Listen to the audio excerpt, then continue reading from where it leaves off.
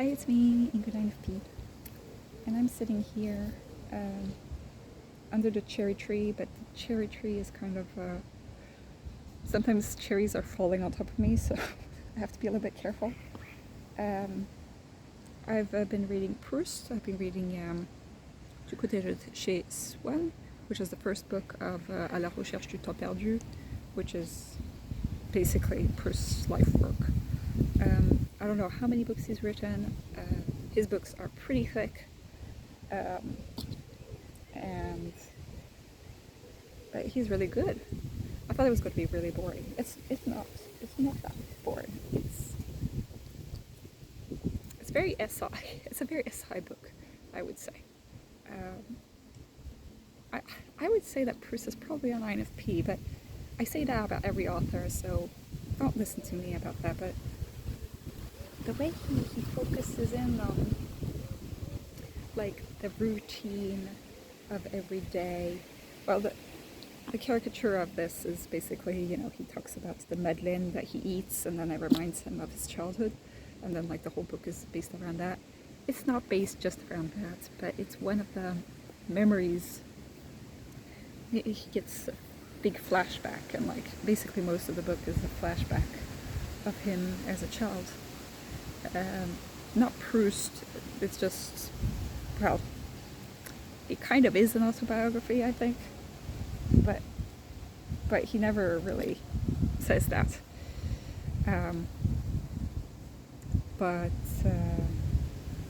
Yeah, Swann is basically this rich guy that is very literary and very cultured, and the narrator is from a bourgeois family, but not very cultured.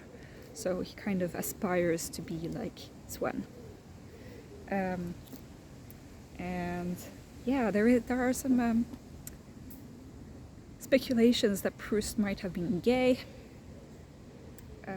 He was at least pretty flowery, at least in his language. And he seems to have been somebody who preferred reading books to, playing sports or something. So I don't know if he was gay, but at least he was probably an INFP. Maybe not. Maybe he was some other introverted type. He seems to have not had a great health. But I put some bookmarks, so these are the quotes that I will try to make a book review of this once I finished it. I'm only a third of the way in, so it goes slowly. Like, it takes me an hour to read 30 pages, so it's laborious, considering that there are about 600 pages in this book. That's going to take me a lot of hours. But I'm working through it. I had a good talk with my supervisor today. Yesterday I had a terrible day. I basically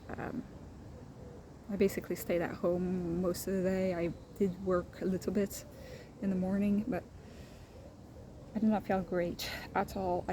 I was just reading Sherlock fan fiction. Not my best time. I don't know how or why, but I feel much better today. I've been to the second-hand boutique, and I've been grocery shopping and getting ready for my trip, which is coming soon, to Scotland and to France. Might be meeting up with our friend Sig Parvis Magna.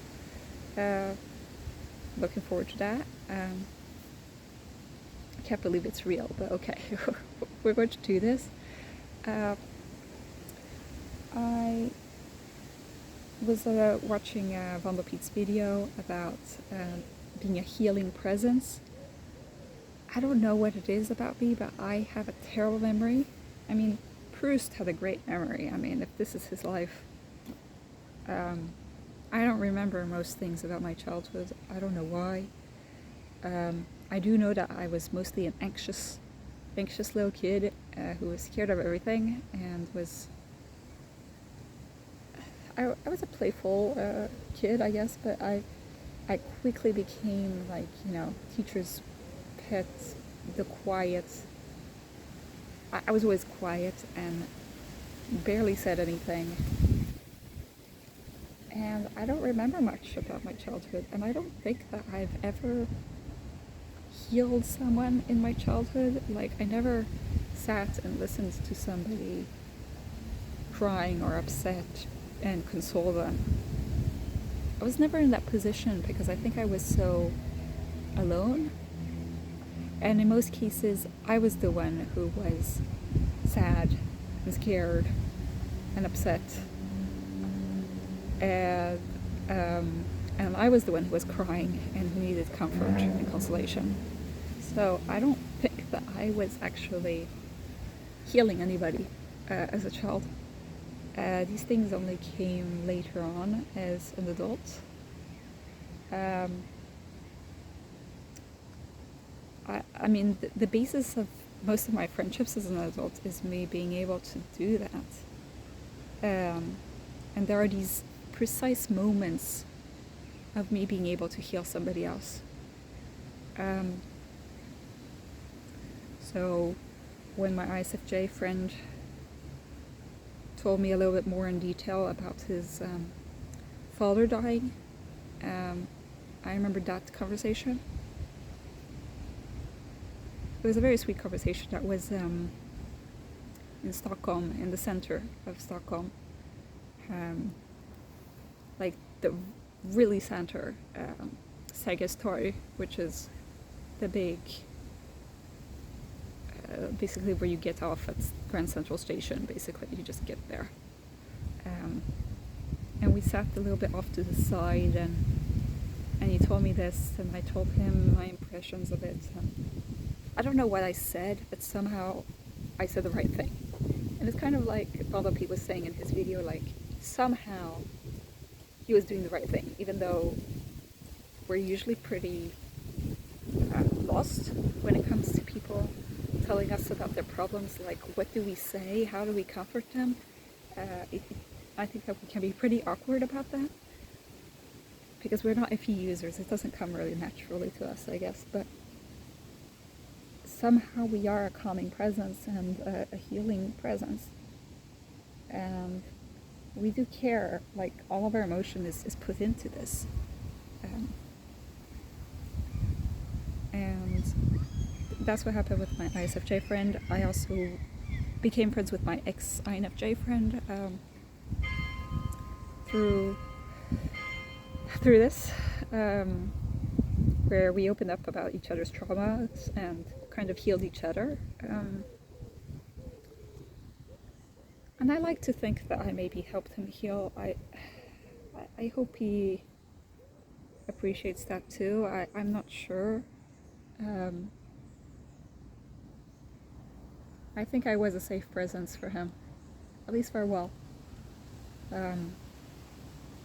He was a safe presence for me.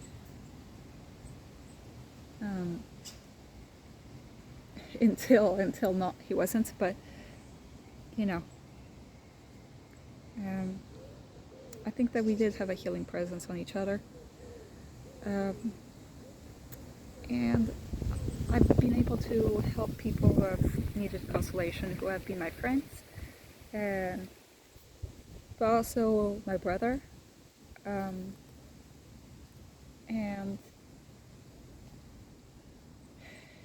yeah, and my mom, I guess. And obviously I am a doctor, so by definition I am a healer.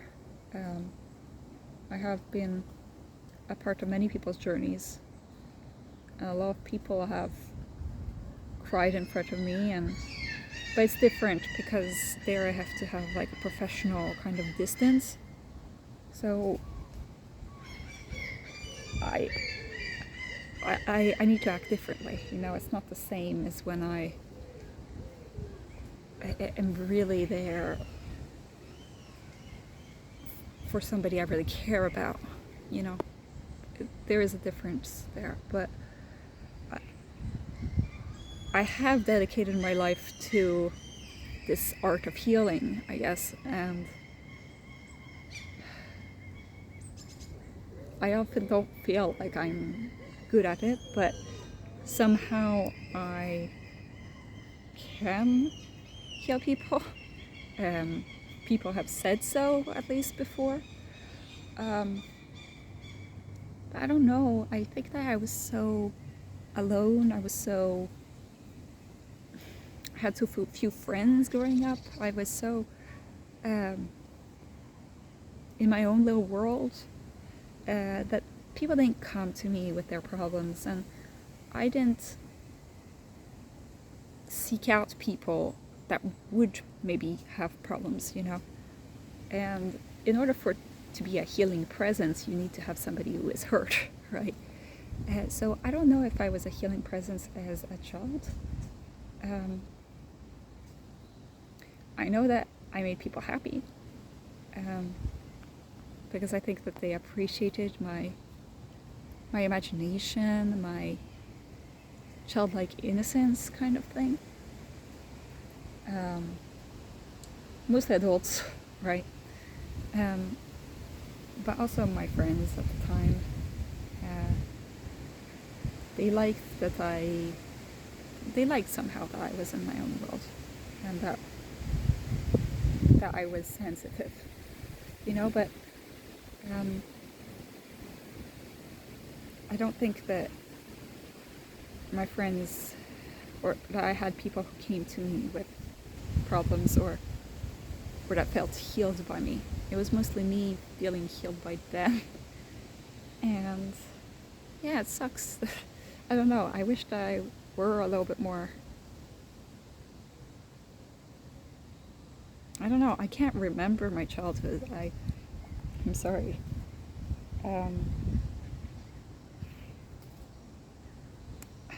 I don't know if it's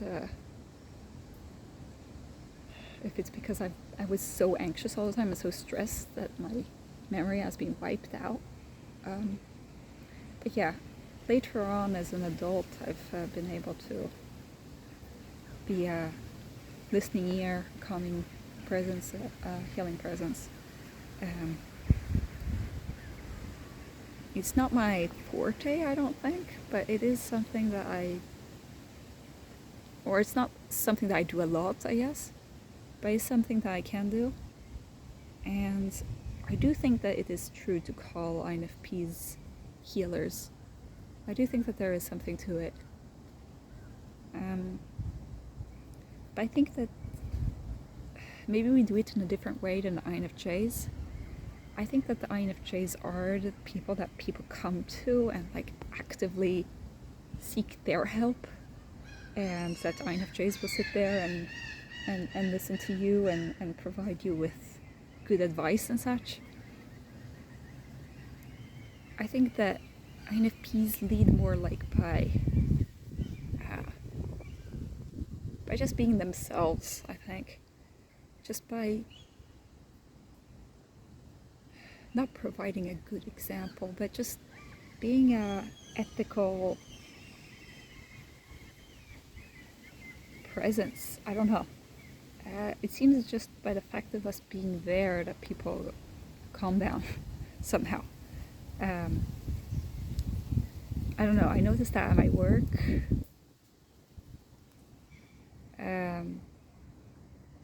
That just the fact that I'm there kind of softens people, I guess. But it's not like people come to me with their things. But now they do.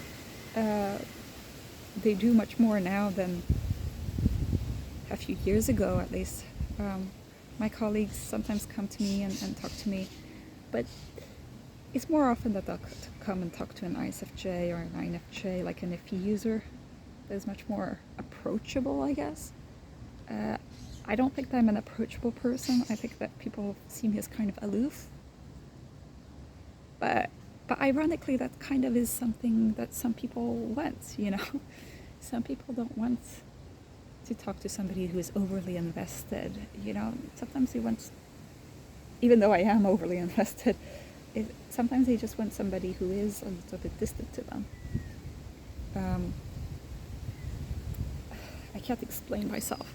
Anyway, I think that it was an interesting video that Van der Piet did about being a healer. I don't think that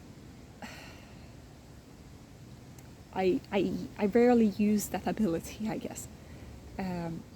Sure, at my job I do, but with my own relationships, I don't do much of that, I don't think, or not actively. But these things do happen, and I find that those moments are the most beautiful, raw moments that give meaning to life, you know? And I was thinking of Aurora's song, or she's made a lot of songs about this, but she talks about, I don't know if it's the song Hunger, but she talks about how,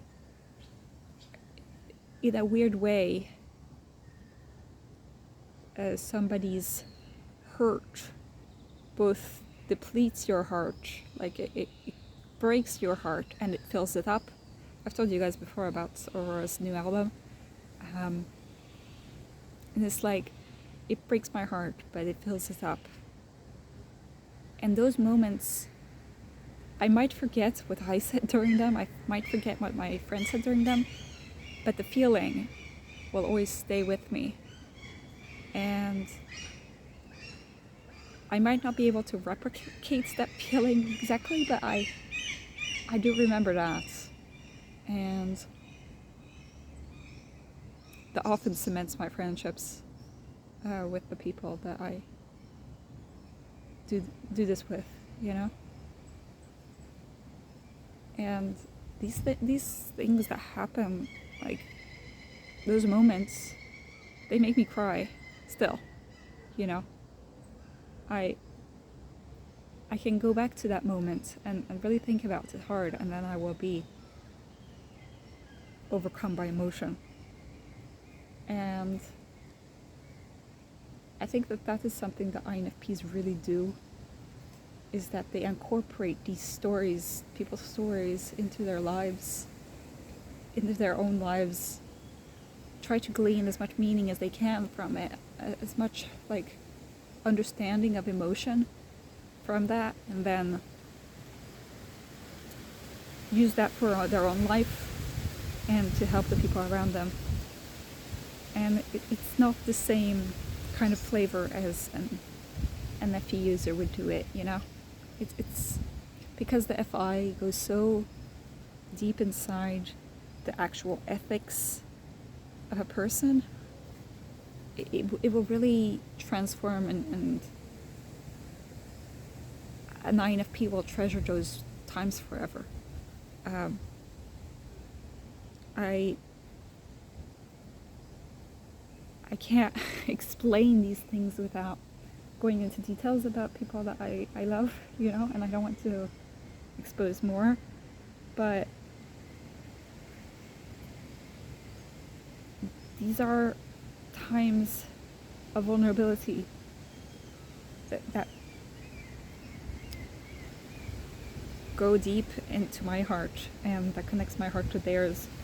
And that is the moment of connection that I think a lot of NFs crave. Obviously everybody craves these moments of connection, but I think that it is absolutely vital to the meaning of life in the INFP's world.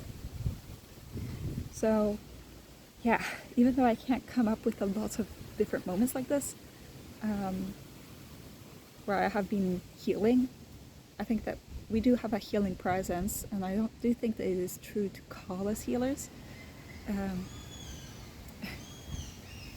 The healer is one of the nicknames of the INFP. I don't know if that should be the one nickname. There are other ones,